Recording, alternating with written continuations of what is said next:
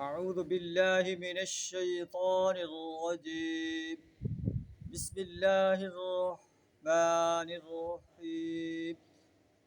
هل أتى على الإنسان حين من الدهر لم يكن شيئا مذكورا.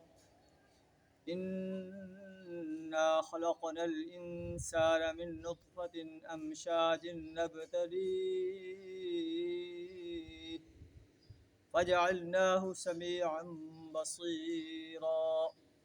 صدق اللہ العظیم.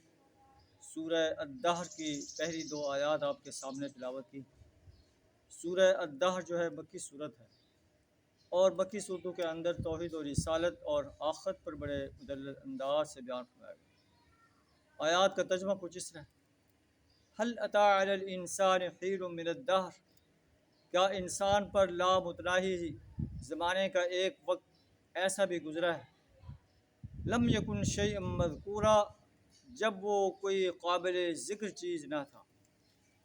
انا خلقنا الانسان من نطفۃ امشاج، ہم نے انسان کو ایک مخلوط نطفے سے پیدا کیا، نبتلیہ، تاکہ اس کی آزمائش کریں، تاکہ اس کا امتحان لیں.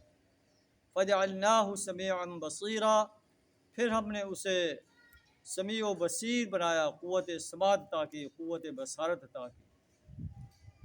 انا ہدیناہ السبیل، ہم نے اسے راستہ دکھایا. ہدیناہ النجدین، دونوں راستے دکھا دیے. اما شاکرا و اما کفورا، چاہے تو اللہ کا شکر گزار بنے اور چاہے تو اللہ سے کفر کرنے والا بنے. اللہ سے دعا کریں ہمیں اس امتحان کے لیے تیاری کرنے کی توفیق عطا فرمائے، ہمیں شاکر بننے کی توفیق عطا فرمائے، ایمان اور عمل صالح سے اپنے آپ کو آراستہ کرنے کی توفیق عطا فرمائے، کفر، شرک اور نفاق سے اپنی پناہ عطا فرمائے. وآخر دعوانا الحمد للہ رب العالمین.